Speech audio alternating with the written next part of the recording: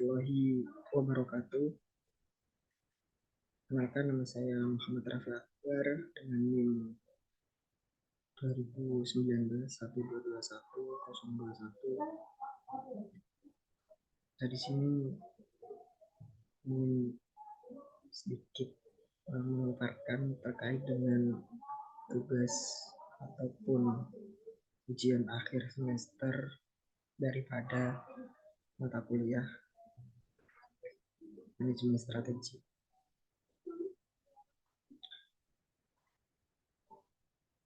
Poin pertama,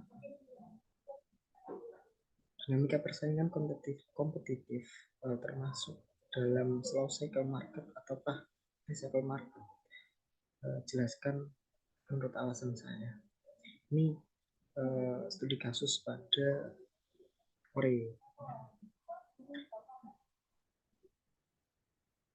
Nah, sebelumnya kita jabarkan terlebih dahulu terkait dengan competitive dynamics. High cycle market adalah kondisi pasar di mana kemampuan perusahaan yang berkontribusi untuk keunggulan kompetitif tidak dilindungi dari peniruan, dan di mana peniruan tersebut berlangsung cepat dan dengan harga yang murah. Jadi keunggulan kompetitif tidak berkelanjutan dalam fast cycle market. Fast cycle market lebih mudah berbuah daripada slow cycle, dan standard cycle market dalam kenyataan perusahaan biasanya menghindari kesetiaan pada produk mereka, di mana mereka menghancurkan produk mereka sendiri sebelum pesaing sukses meniru produk mereka. Launch, perusahaan meluncurkan sebuah produk untuk mencapai sebuah keunggulan yang kompetitif. Kemudian ada exploitation, perusahaan berusaha untuk memanfaatkan keunggulan mereka selama mungkin yang mereka bisa. Selain itu, perusahaan juga mengembangkan keunggulan kompetitif yang lain sebelum pesaing dapat meniru produk mereka. Jadi dinamika dalam fast cycle market sering menghasilkan aliran upgrade produk yang cepat seiring dengan inovasi produk mereka. Nah, korporatif strategi korporatif, strategi kerjasama ataupun korporatif strategi adalah suatu strategi di mana sebuah perusahaan saling bekerja sama untuk mencapai suatu tujuan yang sama.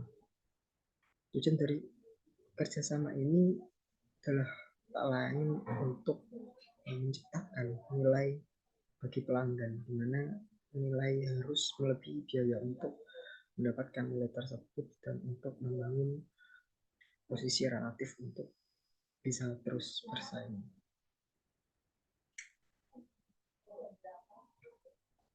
Kemudian yang termasuk dalam corporate strategi itu adalah joint venture, adalah aliansi strategis di mana dua atau lebih perusahaan menciptakan perusahaan baru yang independen untuk saling berbagi sumber daya dan kemampuannya untuk bisa terus menciptakan keunggulan yang kompetitif. Partner-partner dalam joint venture memiliki presentase dan kontribusi yang sama terhadap operasi perusahaan. Aliansi strategis sebuah persekutuan di mana dua atau lebih perusahaan menggabungkan sumber daya dan kemampuannya, di mana masing-masing memiliki persentase dan kontribusi yang berbeda pada perusahaan.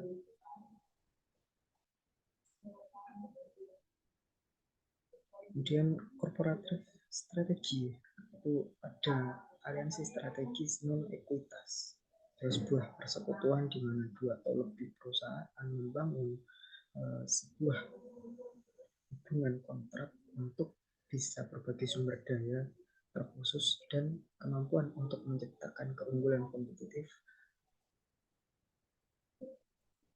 agar supaya bisa menciptakan perusahaan independen yang terpisah sehingga kurang formal dan membutuhkan komitmen yang lebih sedikit dibandingkan joint venture dan aliansi strategis ekuitas.